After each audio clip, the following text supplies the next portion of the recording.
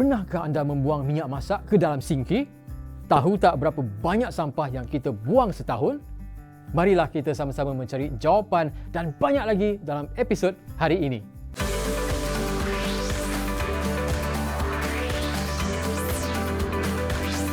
DidikTV.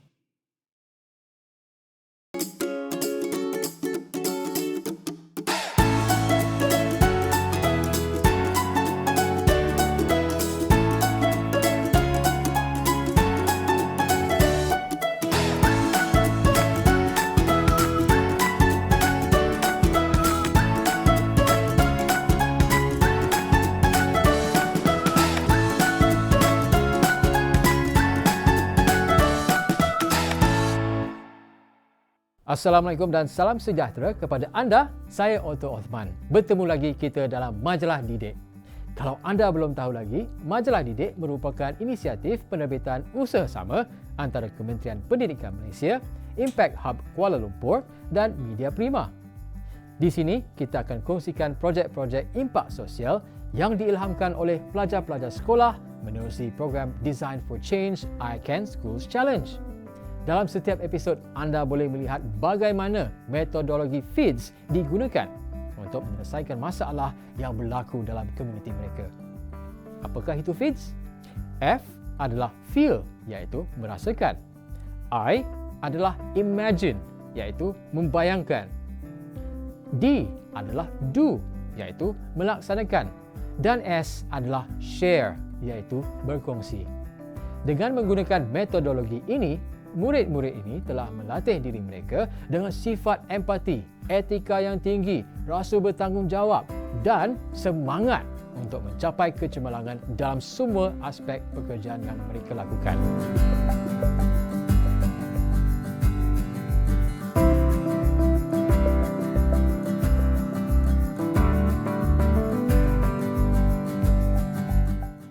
Tahukah anda, lebih 2 bilion tan sisa dibuang setiap tahun? Banyak tu kan? Bayangkan, lori 1 tan umpama boleh lilit bumi 24 kali. Malaysia pula, 38 juta kilogram sisa pembejal dibuang dalam negara setiap hari. Dan 17 juta kilogram daripadanya adalah sisa makanan. Sebenarnya, kita boleh selamatkan 3.4 juta kilogram sisa makanan daripada dibazirkan. Selain itu, ramai di kalangan kita memiliki lebih dari 1 telefon bimbit. Tahukah anda, ini juga menyumbang kepada statistik e-waste di mana dijangkakan lebih 24 juta unit e-waste akan dihasilkan di Malaysia menjelang tahun 2025.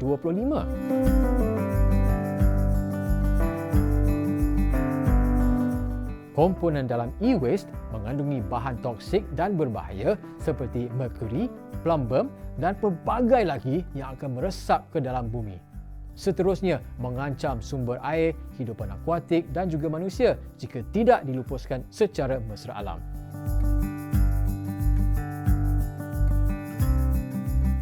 Berdasarkan itu, murid-murid dari Sekolah Antarabangsa Prince of Wales Island Pulau Pinang mengambil perhatian perkara ini dan mengambil langkah untuk mencari cara terbaik untuk pengurusan sisa pembejal secara lestari dalam komuniti mereka.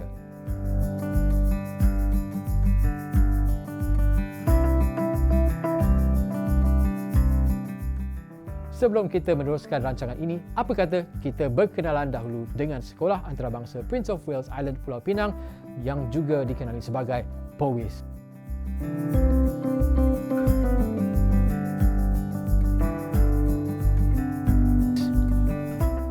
Sekolah ini telah ditubuhkan pada tahun 2011 di balik pulau Pulau Pinang.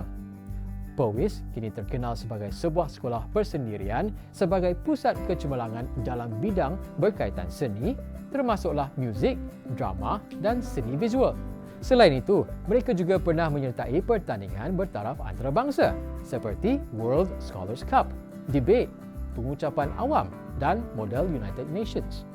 Sejak menerima pengiktirafan sebagai satu-satunya pusat kecemerlangan bagi program Design Engineering Construct DEC, sekolah ini juga telah berjaya melahirkan 2 orang juara anugerah antarabangsa DEC.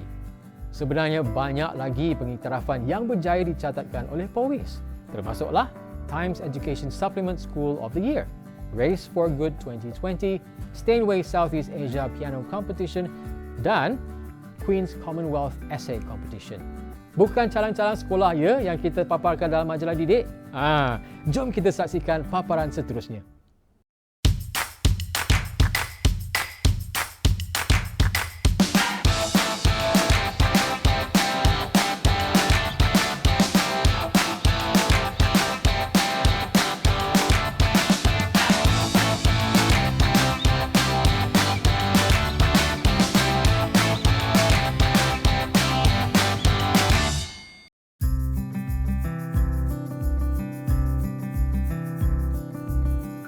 Our project is called The Green List. The name itself is pretty self-explanatory. Green for recycling and list because we created a checklist to help segregate waste. We decided to name it the Green List because we envisioned a cleaner and greener future through the mechanism of our project. So there are 3 of us in the team, Jaina, Crystal and myself. We came together because we're all pretty united by our firm belief in waste management, and we really wanted to make a change as Malaysia is currently struggling with a proper waste management system.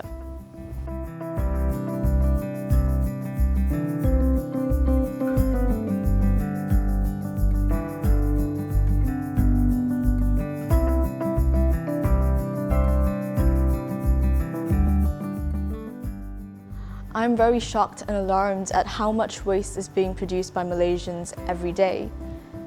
Annually, 2.12 billion tonnes of waste is being produced by Malaysians, and yet only 5% of that is recycled. Knowing how much impact waste has on our environment, I wanted to do something about this.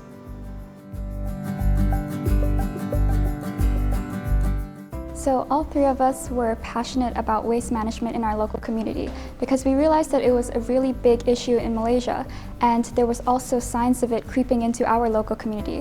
So in order to make that first step to tackling waste management as a whole, we decided to put our heads together and come and do this project.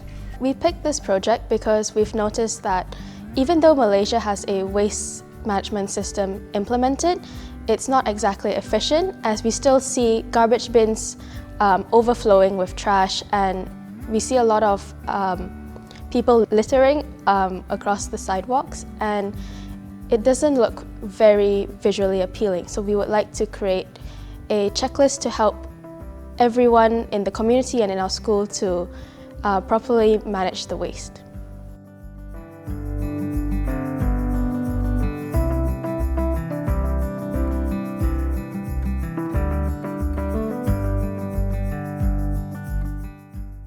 It kind of hurts me and it disappoints me a little bit because ultimately we're living on this earth, so we should be taking care of it.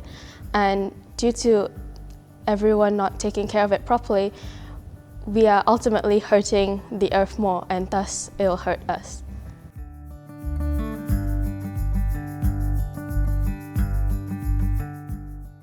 I'm very concerned and alarmed when I see the amount of waste that is being produced in Malaysia and the impact it has on the environment and the earth. It's just not very nice to look at when you're on the street and you see litter all around you. And also it's quite degrading to our culture and vibrance of the community as a whole, because when people see it, they just immediately feel down and demotivated, like this is what our community has come to litter on the streets. It's very difficult to look at.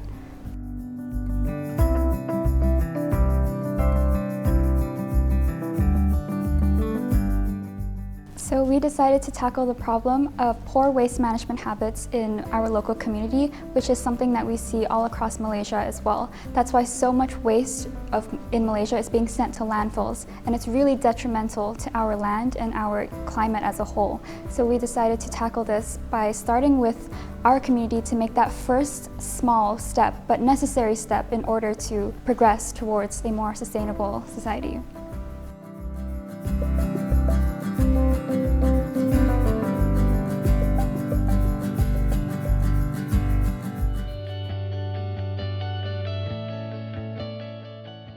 We are at the Green List from the Prince of Wales Island International School in Penang, Malaysia. My name is Jaina. My name is Alyssa. And my name is Crystal. In this video, we're guiding you through our plan to develop a system for sustainable waste management in the community of Botanica CT in Balik Pulau Penang. With around 2.12 billion tonnes of waste produced annually, our unchecked waste production has massive impacts on the environment. Pollution contributes to health and environmental problems, while our unsustainable culture of consumerism places strain on resources. In Malaysia, between 2003 and 2013, municipal solid waste has increased by more than 91%. Yet, out of the 30,000 to 38,000 tonnes of waste produced daily, only a mere 5% is recycled. So, by raising awareness, nurturing environmental education, and changing individual behaviour towards waste, we hope to foster a community where we solve this problem effectively and collectively. To tackle waste management, we came up with a checklist for 5 categories: paper, metals, plastics, textiles, and food. It provides guidance on how to sort waste, which will effectively minimize the volume sent to landfills. Food waste produced by our school's cafeteria will be composted and used in the school's garden.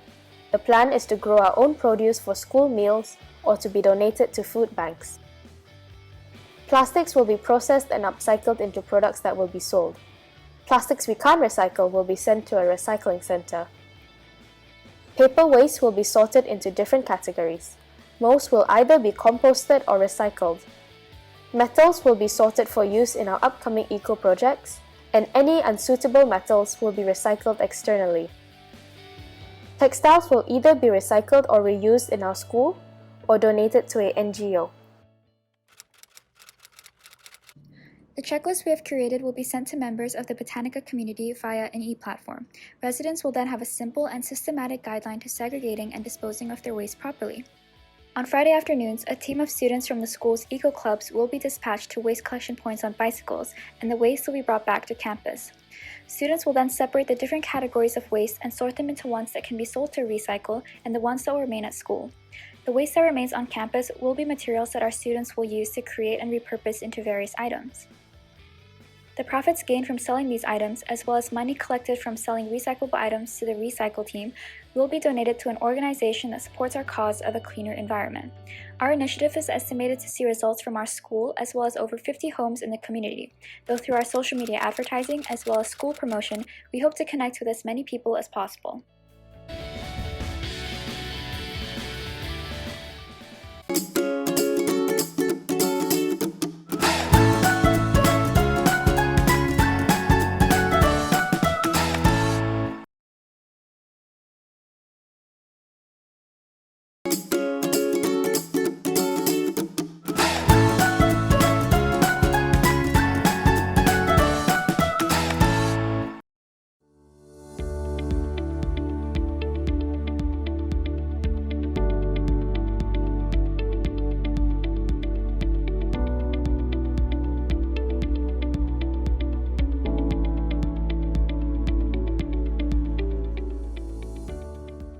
To start off with, we researched it online, and then we contacted some contacts at Penang Green Council as well as a recycling company to see what they recycle and what they don't accept. So after figuring that out, we all researched a different material, and then we brought all our research together and compared it, and then we created this whole project.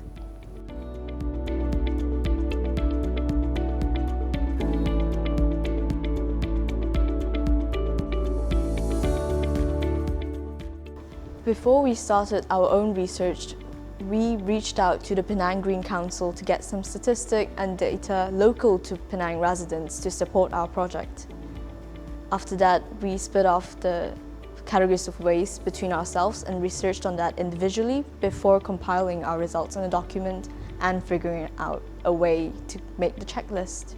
So our 4 main categories of household waste we found were plastics, metals, textiles, and paper. We split up the categories. So for example, I took plastics, and then one of my teammates would take metals and one of them would take papers. And for each category of waste, we would research on how to sustainably and properly segregate the waste and also clean it out before it is sent to recycling centers. Because a lot of the time when people segregate their waste at home, they don't really know how to follow the correct process, and then it can't end up being recycled.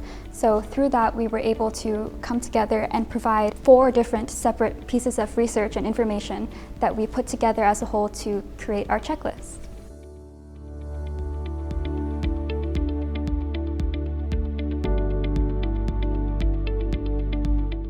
Our checklist will provide an easy-to-follow guideline so that residents can sort and prepare their plastics and send it to the drop-off point.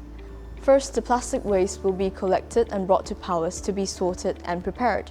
Then, it will be inserted into the shredding machine and then the injection molder to make the plastic items and products. This will then be sold to generate profits.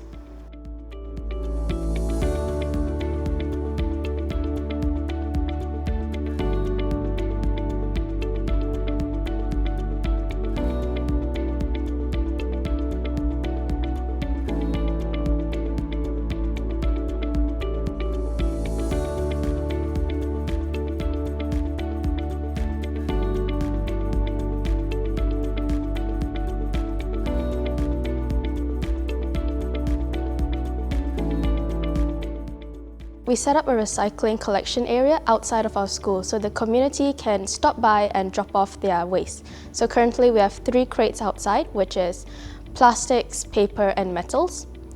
And in school, we started this whole project by getting some students to get involved. So some students segregate the plastics, some students segregate the metals, and some segregate the paper.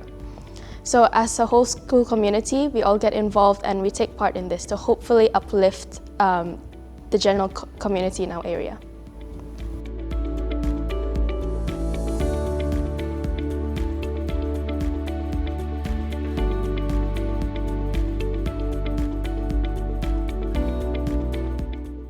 So we built the crates that for each category of waste, and we put it in a specific waste collection point outside of our school. So throughout the week, residents can come and drop off their waste after segregating at home through our checklist. And then every Friday during the project time that we have allocated for this project, we would go out and collect this waste and bring it back to school and sort of divide it into what can be used by us on campus and what can be sold to the recycling organization called Recycle.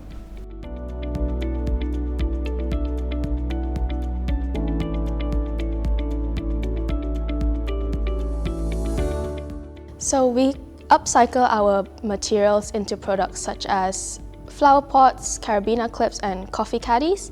So some will be sold at the Habitat Foundation in Penang Hill.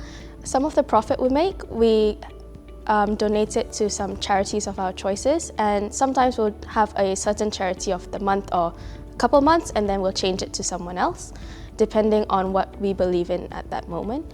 And the rest of the profit actually goes back to us to help upscale our project further so we can expand it further. So hopefully we can target a largest community in Penang. The profits received have been donated to the Dusky Langer Project, the Batu Grace Children Home, as well as Home for Hopes.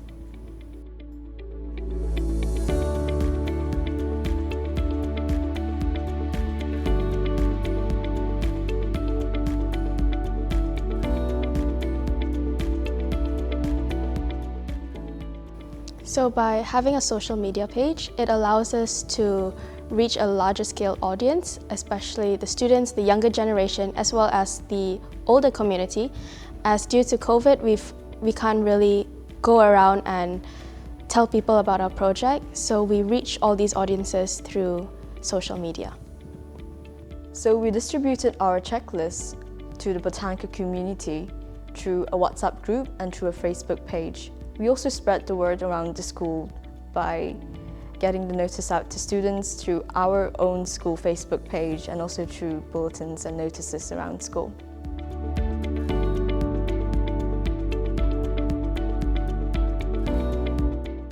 We also created an Instagram and Facebook page that we also advertise our checklist on, and there's also a website that is for the local residential community, which under the news and events columns, we posted the checklist there as well.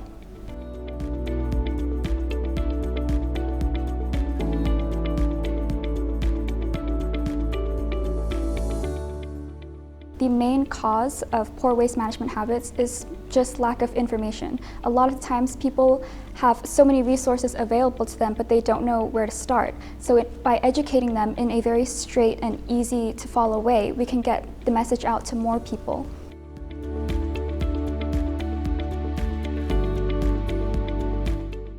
The local residential community organization has sponsored or agreed to sponsor to help us upscale to getting a shipping container with different categories or slots for different categories of waste. So now we can also include textiles into our final project. As well as that, our school's eco committee has also been helping out and have taken out of their budget to give us a composting machine, which we will also use to tackle food waste.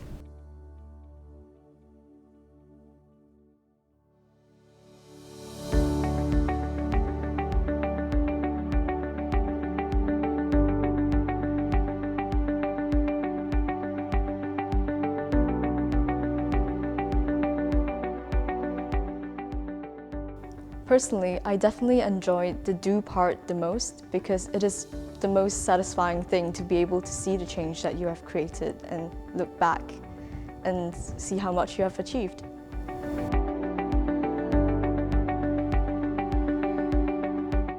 The most valuable lesson for me was probably staying organized and staying resilient, as due to this situation, we had to change our ideas a lot and we had to adapt. So staying resilient to hopefully keep our hopes up that this project will actually be implemented.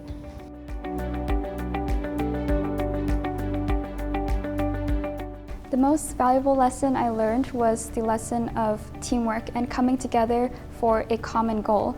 I think it was really special that all of us were so passionate about this topic that we all came together and created something really amazing that will impact not only our school but also the entire local community.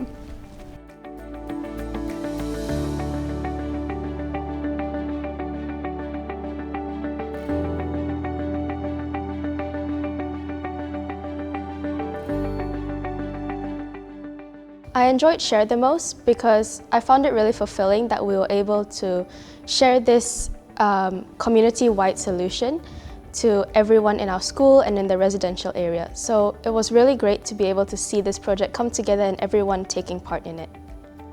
Looking back, I learned a lot about recycling myself while carrying out my research. Other than that, I learned to work with my wonderful friends and also to communicate with organizations and teachers alike to get things done.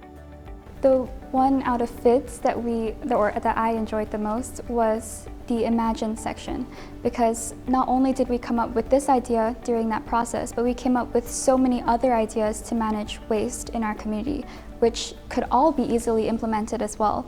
So there was really a chance for us to be really creative and imaginative for what we can do, and thinking of all of these solutions together really shows that we all have the strength and the power to be able to make actual change in our community.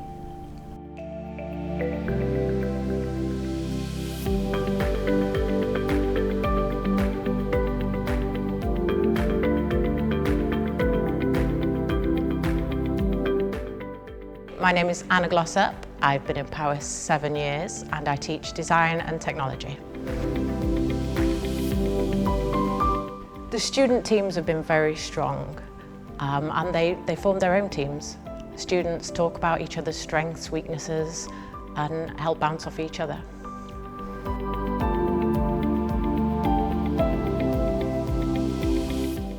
Our students are learning about sustainability from a young age, and we try to integrate that all the way through the curriculum from lower school right the way up to A-level.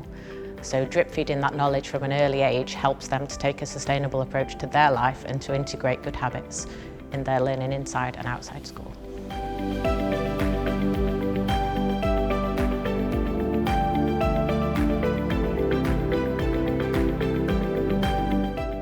I think we've got some new equipment recently. We've got an injection moulder, so we've got new facilities that we can use. So we've been excited by that. It's given us new opportunities to make and create new items and to share that enthusiasm with the students. So yes, I would say it has.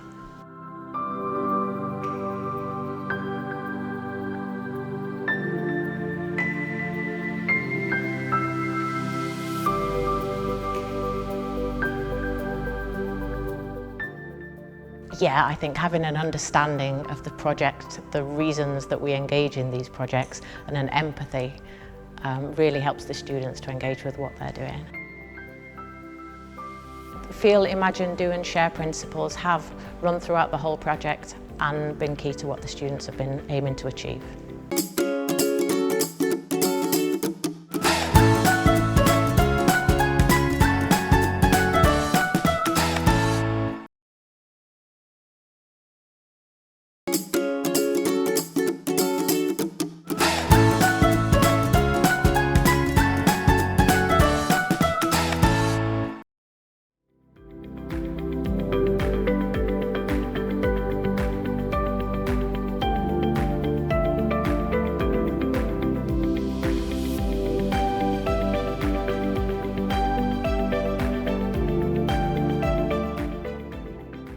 Getting to know them better, seeing their successes, seeing what they're capable of achieving, and yeah, watching them navigate their way through the project themselves. They've been incredibly independent, really. It's a pleasure to teach.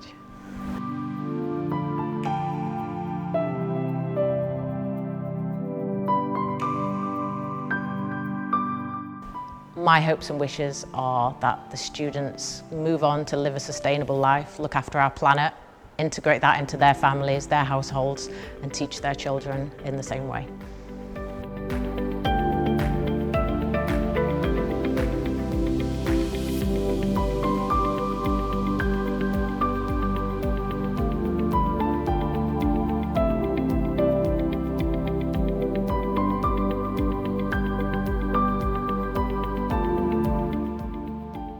When the students first approached me about the project, I was really excited because I think waste is a very important issue that we are facing at this moment in time globally, but specifically in Malaysia. So the students came to me to launch this particular project and start to gain support from all the community members in the school and also in our wider community of Botanica CC. And so the students then really pitched a great idea to me. Why don't we actually create our own recycling centre? And that just started to gather momentum. And now we're at a point where we're looking to upscale the project, which is absolutely fantastic.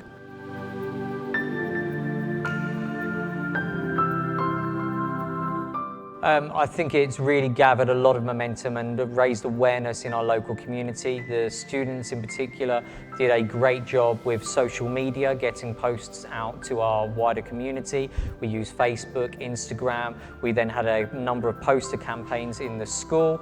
And because of that, actually, other schools are now looking to us to gain ideas about how they could implement a recycling centre at their school. So I think we're starting to create a real movement of other schools in a green, environmental way.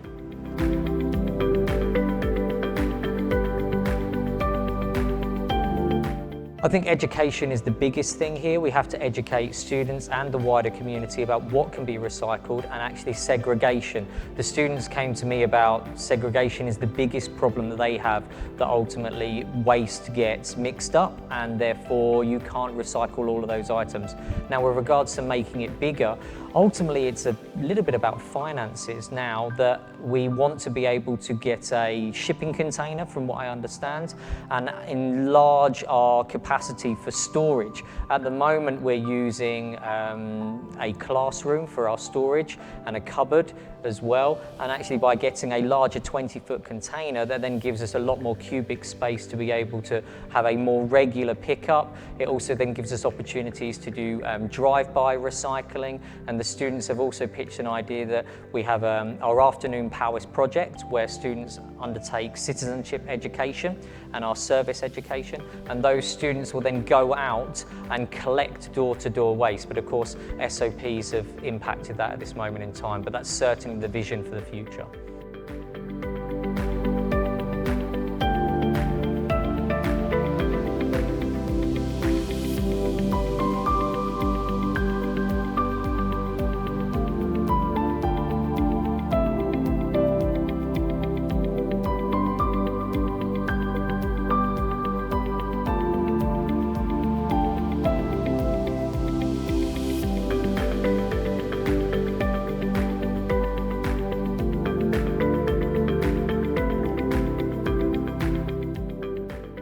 So ultimately comparing sort of what happened in the classroom before, students ultimately all lined up facing a board, and sort of, we had a Victorian model, the 1800s, where ultimately students were being prepared for the world of work and to just listen to their foreman or whoever was managing them and then to follow instructions. Now we're trying to broaden students' horizons by project-based learning, creating a more wider scope of opportunities. So taking the learning very much outside of the classroom and then moving it into the wider community. And giving students ownership, empowering them ultimately to make choices and then to evolve a project longer term. It's not just now a piece of paper and preparing them for exams, it's about free thinking, it's about creativity, it's about them having that ownership. And so ultimately now project-based learning is the way we should be moving all forms of learning towards, because it then gives the students a better pedagogy and a better understanding of the world of work and how things are evolving. We're looking at jobs in the next 5, 10, 20 years that don't even exist now, and that ultimately an old system isn't going to prepare them for that, and we do need to start thinking outside the box and giving them ownership of different projects.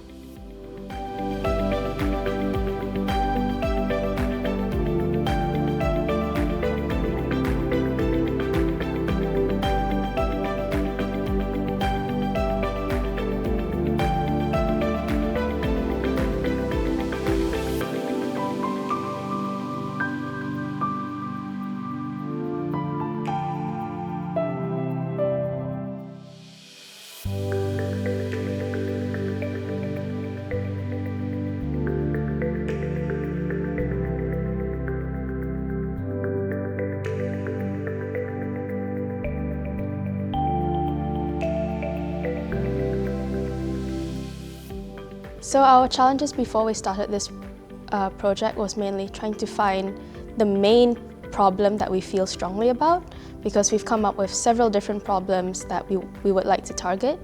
So definitely trying to figure out which one is more important to us and which one we would have to let go.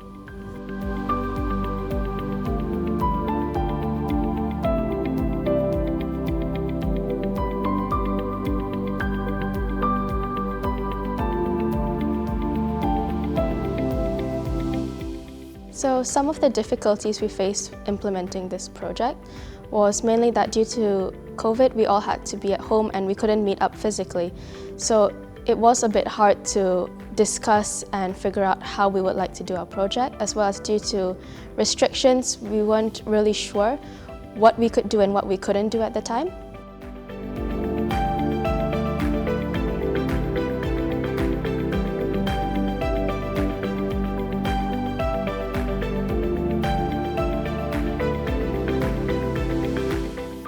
When we started this project, it was during the lockdown and it was also summer holidays.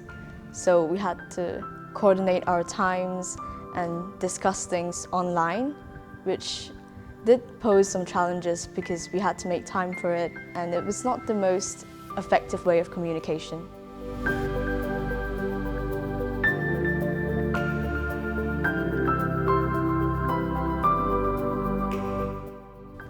Due to COVID-related restrictions and delays, we couldn't get a lot of the orders that we purchased, and a lot of them were cancelled, and we couldn't even move around much. So we had to make a lot of compromises and come up with plan Bs.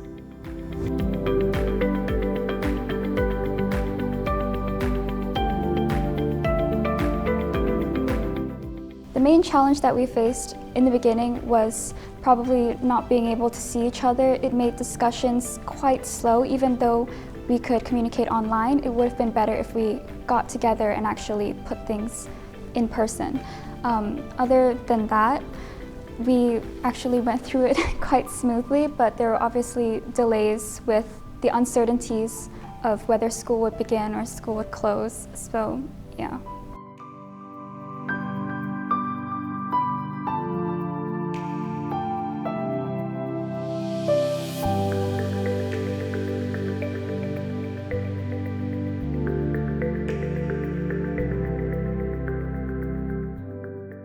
Reaching out to the community was a bit of a challenge as well during the implementation process because of the restrictions. So another challenge that we face is the need to upscale quickly because we've accumulated a lot of waste recently through the community and also through our school. So we need to be able to manage that somehow. My hopes for this project is that we would be able to start door-to-door collections fairly soon, as our original plan is to have students on bikes collecting the waste materials from the different houses in the residential area. However, due to the restrictions and SOPs, we could not implement that.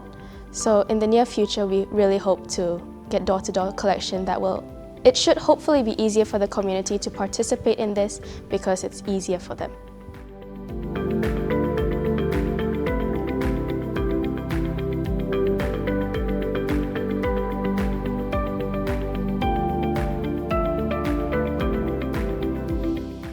I think the students' ownership and project-based learning is so vitally important. At the end of the day, we're preparing students for the world of work and employment opportunities, and that's what work is about. It's often about working on a project in a small team and being able to then see that through to the end.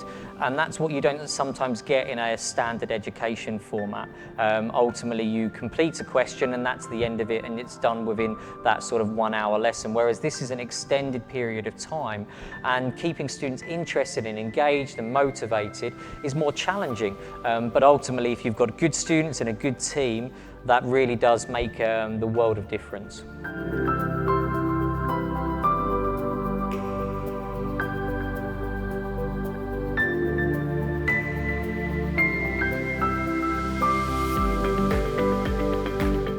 The students have been wonderful. They're very passionate about what they do and they've been engaged from beginning to end. We've not had any difficulties there. Yeah, it is important for the students to understand and build relationships with the community, also raising funding. So we have engaged the community, local centres to raise awareness and to build finances for what we're doing. Also for us, we're running out of plastic to recycle, so it's really key for the students to work with the community to build resources. We can actually process those further down the line.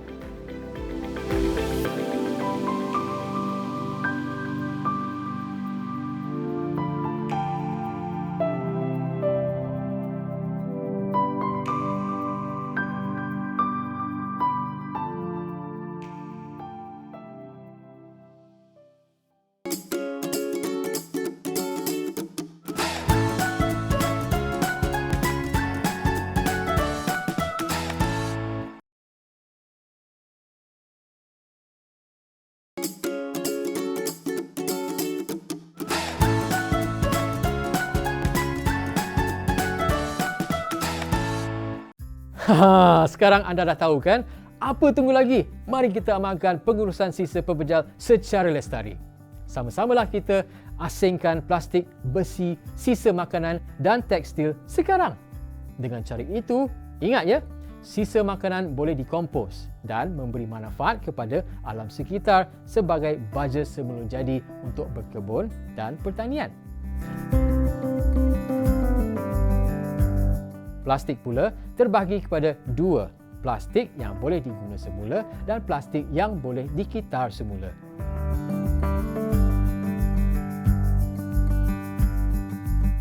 Kertas pula kita boleh bahagi kepada dua juga, iaitu kertas yang boleh dikompos, contohnya tisu dan tisu basah, dan kertas yang boleh dikitar semula seperti cardboard, surat khabar dan majalah.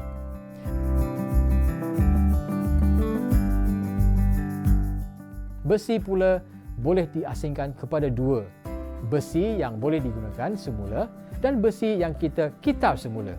Contohnya, besi yang boleh digunakan semula seperti tin makanan. Ia boleh digunakan sebagai pasu, ya.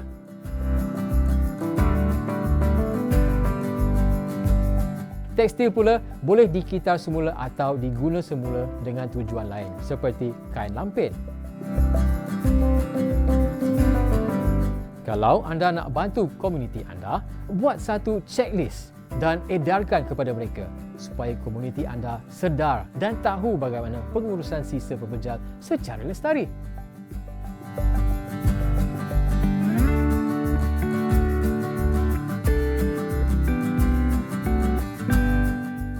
Kewujudan perkhidmatan yang menguruskan sisa pepejal domestik bukanlah alasan untuk kita mengabaikan ilmu pengasingan sampah. Sebaliknya, perlu bersama-sama melaksanakan tanggungjawab berkenaan. Kesedaran dan kerjasama masyarakat terhadap pengurusan dan pengasingan sisa pepejal domestik yang bermula di kediaman masing-masing adalah antara langkah penting dalam melestarikan persekitaran serta menjaga keharmonian sejagat.